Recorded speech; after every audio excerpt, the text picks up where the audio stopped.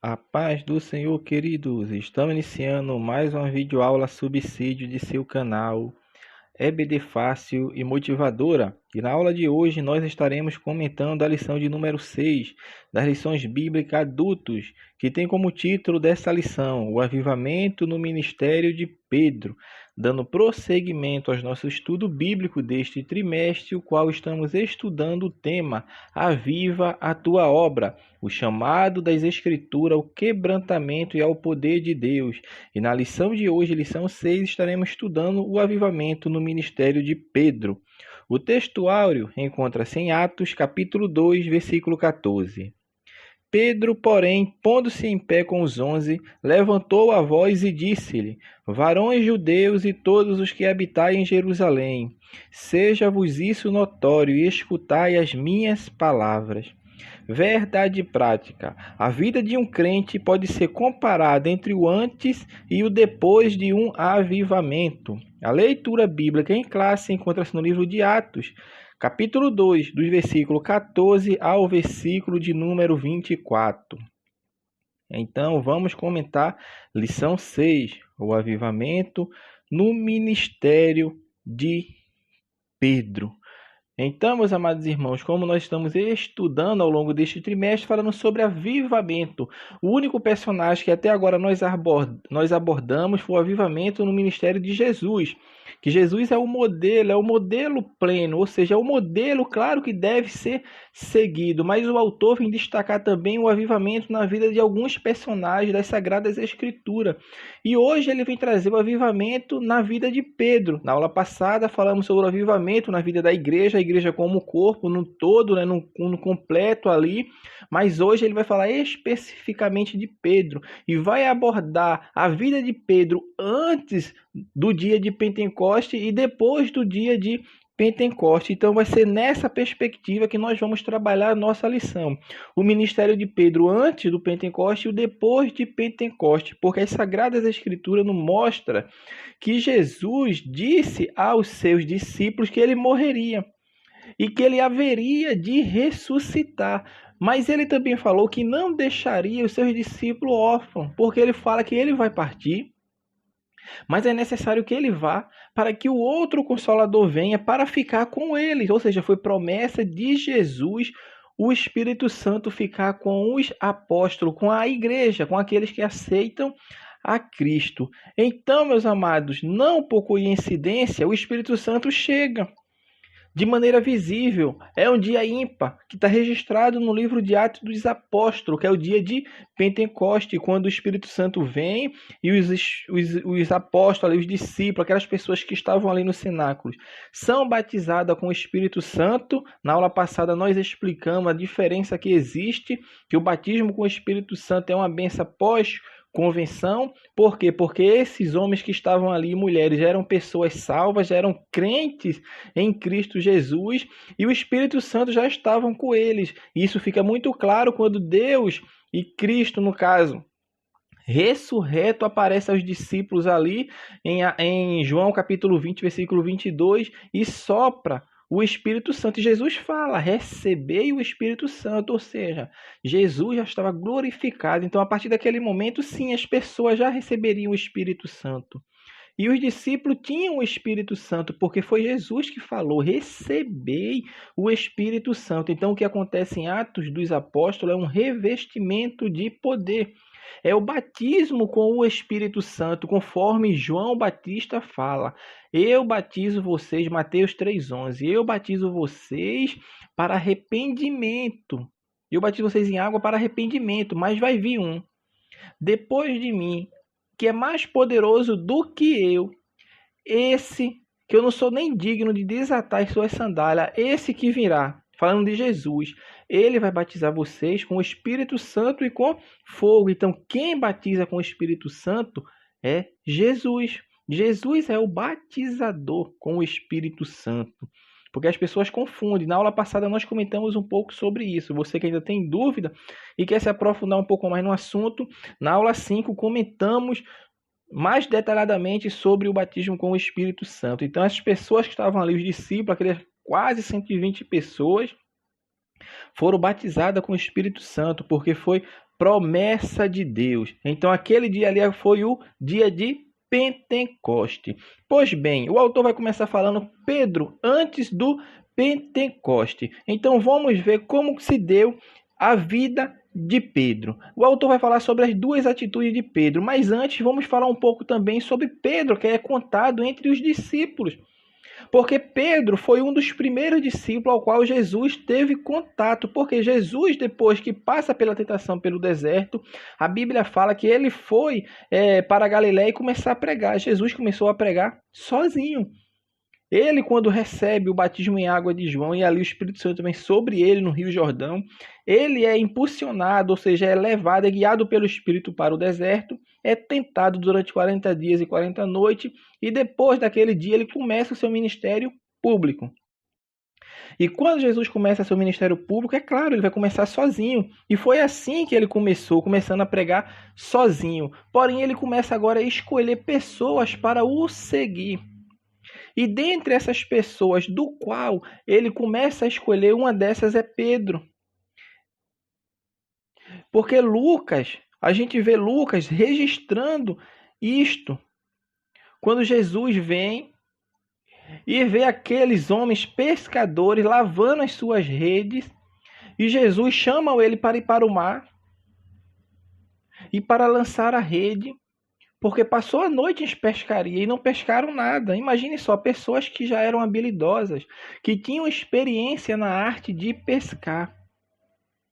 E Jesus chama eles para aí entrarem no barco e se afastar do barco. E Jesus prega naquele barco usando, porque Jesus usa as coisas naturais. Naquele tempo não tinha aparelho de som. Mas olha como Jesus era tão sábio.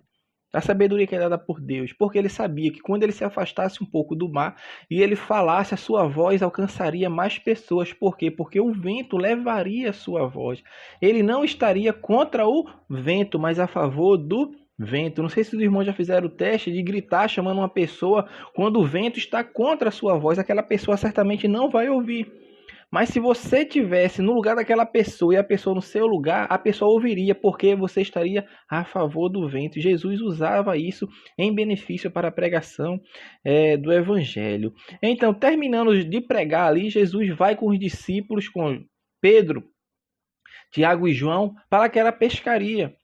E acontece aquela maravilhosa pesca. Aí os discípulos ficam admirados, que tem que chamar os outros companheiros dos outros barcos para ajudar naquela pescaria. A partir daquele momento, Jesus diz para aqueles homens que iriam lhe fazer não pescadores mais de peixe, mas pescadores de homem. É o que Jesus fala: não temas, de agora em diante serás pescador de homem. Então, naquela ocasião, Jesus já chama 3 pessoas para o segui-lo: Tiago, João e Pedro, que a Bíblia fala que eles deixaram tudo e seguiram a Jesus.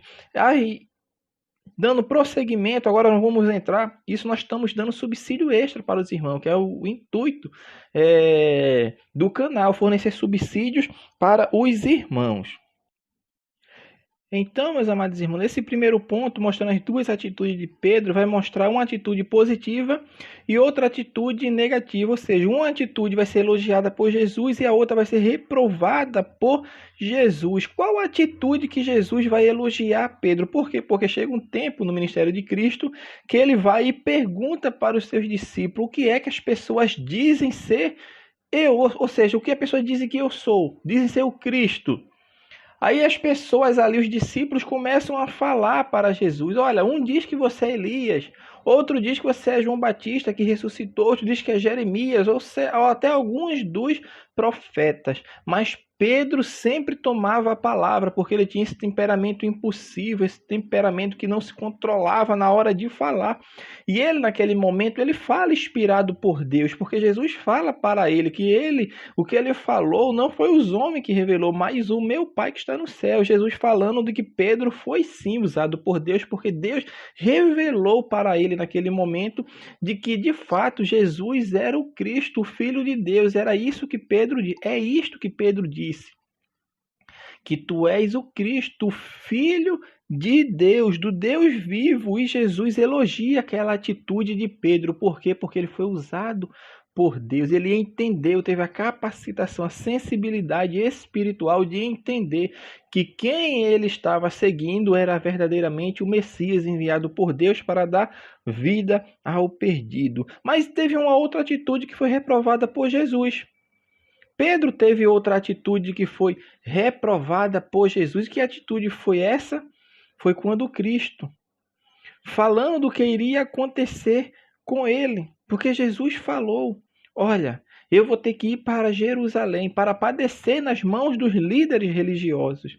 Eu vou ser morto por eles, mas que eu vou ressuscitar ao terceiro dia. Isso eu estou falando para vocês.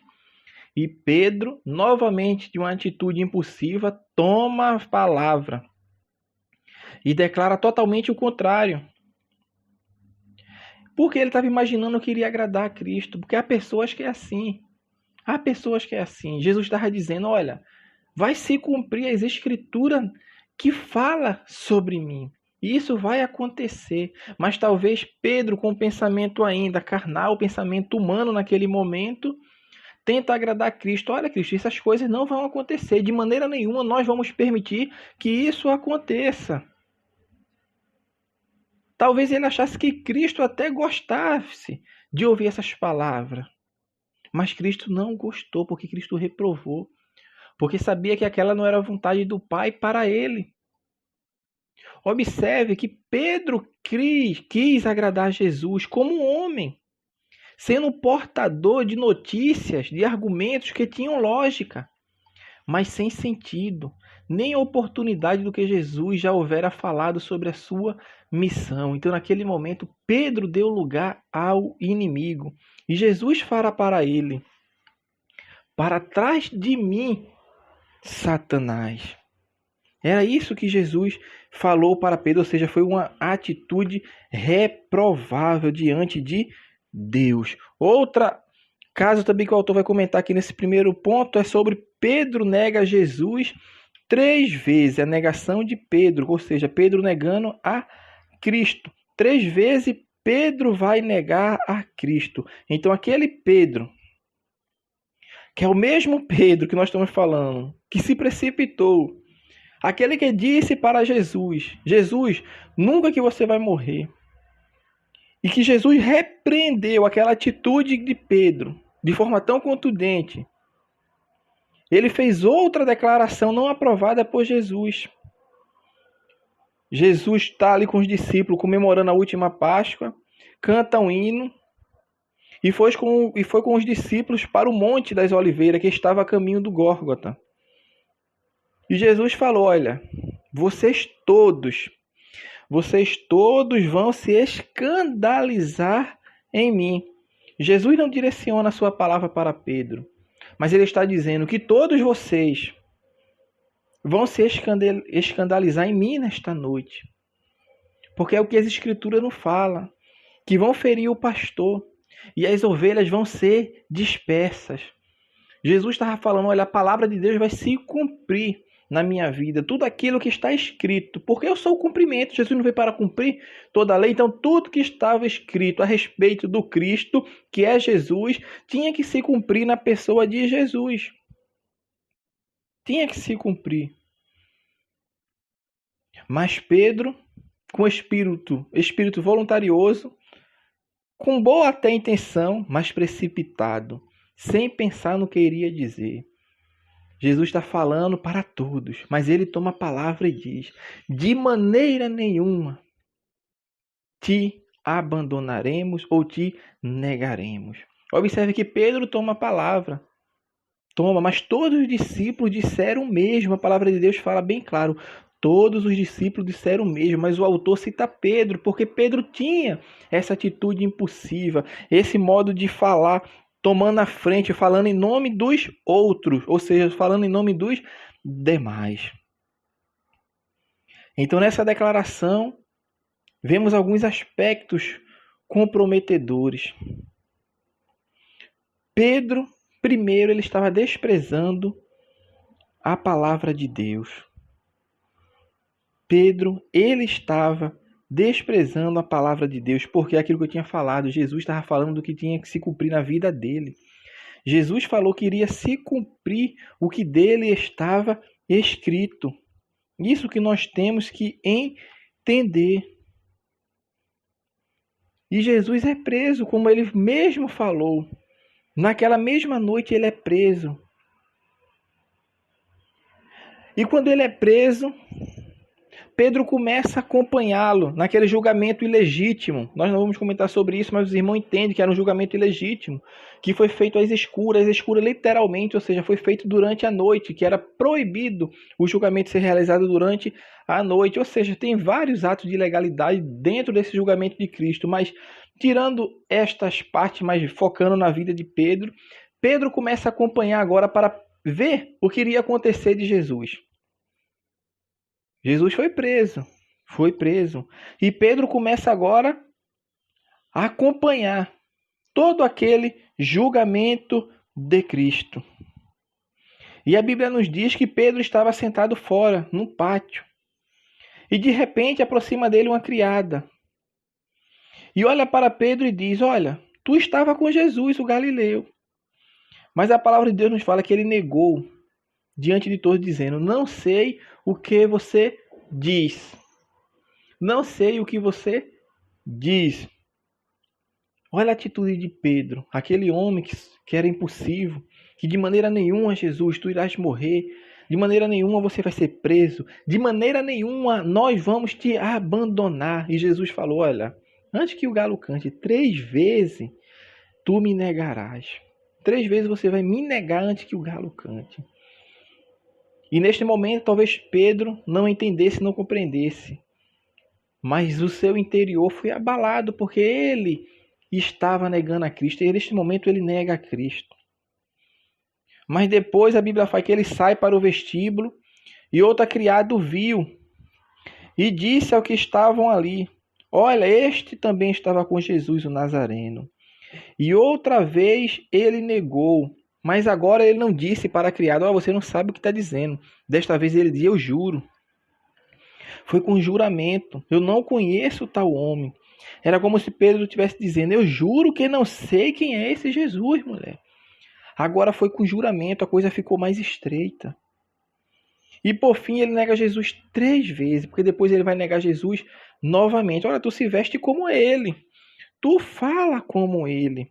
E ele nega Jesus. E quando ele nega Cristo pela 3ª vez, o galo canta.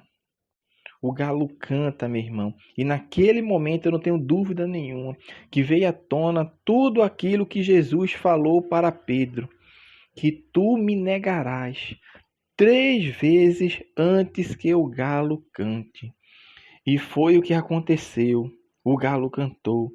Talvez Pedro ficou cabisbaixo, triste, pela atitude que cometeu, por aquele ato inconcebível. Mas Cristo não o deixou Pedro desprezado, ele não despreza ninguém. Porque a Bíblia fala que Cristo morreu, Cristo ressuscitou, mas ele disse: olha, disse para a mulher, olha, diz para os discípulos que eu estou vivo. Mas ele cita, a Sagrada Escritura cita no livro de Marcos, cita o nome de Pedro. Olha, diz para os discípulos, isso está lá em Marcos capítulo 16, versículo 7. Mas ide, dizei a seus discípulos e a Pedro que ele vai adiante de vós para a Galileia. Ali vocês vão ver ele como ele vos disse. Então Deus não despreza ninguém. Pedro errou, mas Deus foi ao encontro de Pedro. Deus foi ao encontro de Pedro e restaura a sua vida. Quando tem aquele momento marcante e Jesus pergunta: Pedro, tu me amas mais do que a este? E Pedro fala: te amo, Senhor. Pedro, tu me amas mais que este? Eu amo, Senhor. Mas a 3ª vez Jesus fala: Pedro, tu me amas, usando o verbo grego ali, ágape. Os 2 primeiros foi o termo grego de amor para filho, o amor fraternal. E Pedro diz: mas quando Jesus: Pedro, tu me amas, tu tem um amor ágape por mim. E Pedro olha e diz: tu o sabes, Senhor. Era como se Jesus estivesse ali compensando as 3 vezes que Pedro negou a Cristo. Ele pergunta 3 vezes se ele ama a Cristo. Pedro tem a sua vida restaurada, porque Cristo foi ao encontro do homem. E é assim que Cristo faz. Cristo que vai ao encontro do homem. Nunca o homem vai ao encontro de Cristo sem Cristo primeiro tomar a iniciativa de ir atrás do ser humano, seja ele qual for. Seja ele pecador ou crente fiel e que se afastou dos caminhos de Deus. Quem vai tomar a frente sempre é Deus. A iniciativa é sempre de Deus na vida do homem. Então Pedro tem um encontro marcante com Cristo e Cristo muda a sua vida. E agora ele vem e começa a fazer a obra de Deus, mas a obra conforme Cristo mandou, disse permanecer em Jerusalém até que do alto seja revestido de poder, para vocês serem minha testemunha, tanto em Jerusalém como em toda a Judéia e Samaria, até o confim do mundo. Então Pedro estava ciente disso e estava ali, aguardando também o Pentecoste. Mas naquele lugar ali, Pedro é o que toma a iniciativa para escolher o substituto de Judas Iscariotes. Observe que ali Cristo já havia ascendido aos céus, e Pedro, entre aquele período de 10 dias da ascensão de Cristo até o derramamento do Espírito Santo, com o batismo com o Espírito Santo na vida das pessoas, Pedro ali tem essa preeminência de liderar aquelas pessoas, de falar em nome delas. E foi Pedro que deu iniciativa para a escolha do substituto de Judas. Entretanto, passa-se aquele dia, Judas é substituído por Matias, e naquele dia de Pentecostes estão os discípulos ali reunidos em oração, aguardando a promessa do Pai. O Espírito Santo vem e batiza aquelas pessoas, e dentre aquelas pessoas está Pedro. Está Pedro, que já tinha o Espírito Santo, porque João 20, capítulo 20, versículo 22 fala que eles receberam já o Espírito Santo. Aqui está acontecendo o batismo. É o revestimento de poder, é uma capacitação sobrenatural que Deus opera na vida do crente. Porque o batismo com o Espírito Santo, como nós falamos na aula passada, é para todos os crentes. Então Pedro é batizado com o Espírito Santo. E quando ele recebe essa capacitação, ele agora vira um homem agora fervoroso, ou seja, é um homem que intrépido, ousado no poder de Deus. E quando ouve aquelas pessoas, uns vendo e glorificando, entendendo que aqueles homens eram homens indoutos, homens incultos, estavam falando das grandezas de Deus. E algumas pessoas dizem, eles estão bêbados, estão embriagados, essa hora da manhã, 9 da manhã. A Bíblia fala que Pedro se levanta e começa a explicar. Começa agora a informar, não nas línguas com que ele foi batizado, porque há pessoas que dizem que essas línguas é para evangelizar. Não. Se fosse para evangelizar, por que Pedro não evangelizou nas línguas que ele estava falando? Não. Mas Pedro toma a palavra e começa a falar. Varões israelita. Aí começa a explicar. O que vocês estão vendo que aconteceu foi o que Deus falou pelo profeta Joel, que nos últimos dias derramará do seu espírito sobre toda a carne. E começa a explicar. E começa a falar. Isso é de respeito a vós, de respeito aos vossos filhos, a todos os que estão longe, a todos quanto Deus chamar. Essa promessa diz respeito a vocês, mas para isso vocês têm que se arrepender. Arrependei-vos e cada um seja batizado em nome de Jesus para a salvação e remissão dos seus pecados. E Pedro prega aquela mensagem, as pessoas ficam pasmadas. É uma pregação tão eloquente, no fervor espiritual, porque eram homens ungidos por Deus, como todo crente é ungido, porque ungido é ter o Espírito Santo.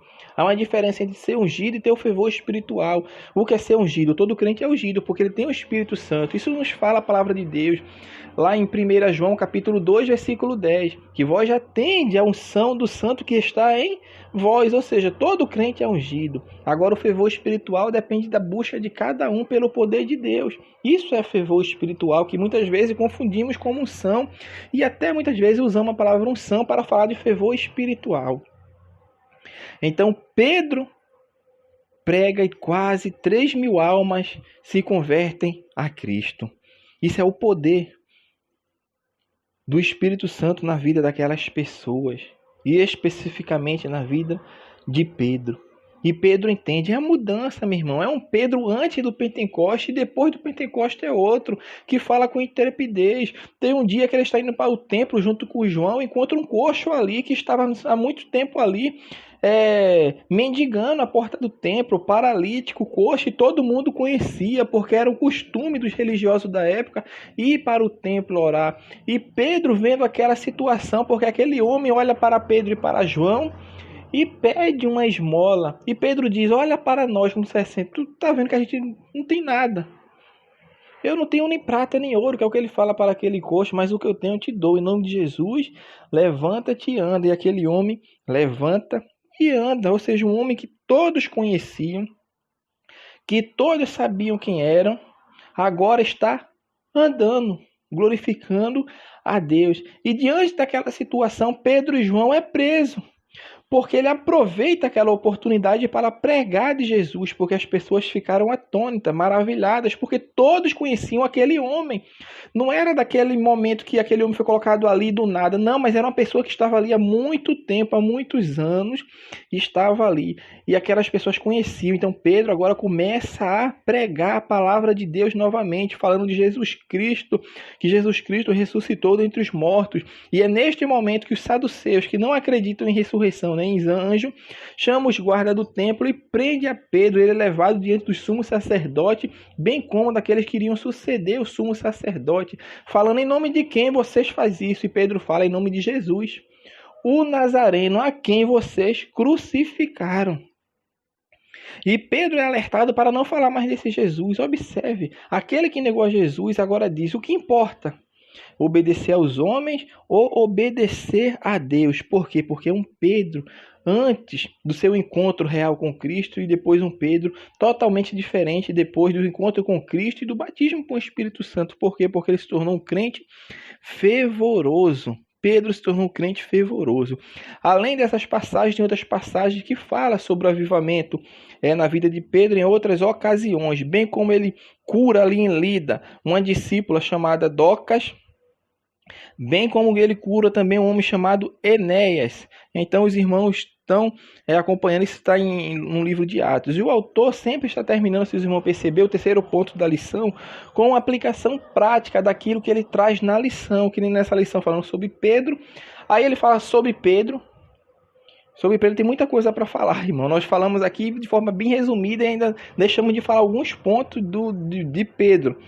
Mas agora no terceiro ponto, tu vai falar sobre a igreja de hoje e o avivamento do Pentecoste. Ele vai falar que a igreja atual e o Pentecoste. O autor vai fazer um paralelo mostrando a igreja atual e o Pentecoste, mostrando que a igreja avivada, o modelo a ser seguido é o modelo que foi feito no Pentecoste, ou seja, a igreja nasceu avivada, a igreja buscava o avivamento. E o que é avivar? Avivar é se tornar viva, é dar vida, ou seja, a igreja está numa fase letárgica, ou seja, uma letargia espiritual que não busca mais. Por quê? Porque há pessoas que estão se infiltrando no meio evangélico.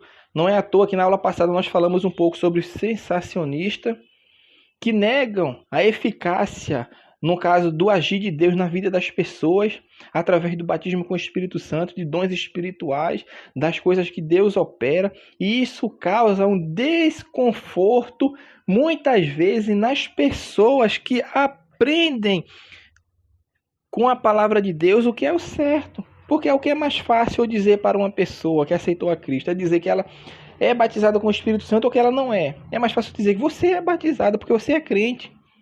Ou seja, quando a pessoa acha que é, mas na verdade não é, na perspectiva bíblica da qual nós estamos ensinando, a pessoa se acomoda. Porque não há mais essa necessidade de buscar o batismo. Não há essa necessidade mais de buscar o fervor espiritual diante de Deus, porque ela já é. Ela é ensinada que já é. Então fica nessa letargia, achando que o batismo com o Espírito Santo é convenção. E as pessoas vivem nessa, achando que o evangelho é de entendimento intelectual, para pessoas intelectualizadas, para pessoas altamente capacitadas que passou por altos estudos. E com isso a igreja sofre. Por isso a Bíblia nos fala, porque Cristo nos falou, que é tempo de multiplicação da iniquidade. É outro ponto também que vai falar dos últimos tempos. Vai mostrar que essa igreja fria, momento de iniquidade, que o amor de muito vai esfriar devido ao aumento da iniquidade e vai acontecer guerras, rumores de guerra. Jesus fala tudo sobre isso na sua palavra. Como Paulo fala a Timóteo, nos últimos tempos serão dias trabalhosos. Os homens serão amantes de si mesmo, desobedientes a pais e a mães, caluniadores, mentirosos, fraudulentos. E Paulo termina falando para Timóteo, olha, deste você tem que se afastar. E tem pessoas que não estão se afastando. No lugar de se afastar, sabe o que está acontecendo? Está se contaminando. Nem influenciar consegue, mas está sendo contaminado. E o autor encerra falando que a igreja será arrebatada. E qual é a igreja que vai ser arrebatada? É a igreja que está na presença de Deus, cumprindo a vontade de Deus. É a igreja que está avivada, que está aguardando a volta de Cristo para o mês que vem. Não, para hoje, para qualquer momento. E hoje nós estamos certamente muito próximo do tempo do fim. Muito próximo do tempo do fim. Que nós possamos, meu irmão, assim entender que uma vida avivada é viver aguardando a volta de Cristo para hoje, porque ele vai vir buscar a sua igreja, e ele vai levar uma igreja avivada, e ele vai levar uma igreja separada do mundo, ele vai levar uma igreja que tenha compromisso com a sua palavra, que o aguarda hoje e não para amanhã. Então que Deus abençoe os irmãos. Assim nós estamos encerrando nossa aula de número 6, nosso subsídio, o avivamento no ministério de Pedro. Que Deus abençoe os irmãos e até a nossa próxima aula, se assim o Senhor permitir.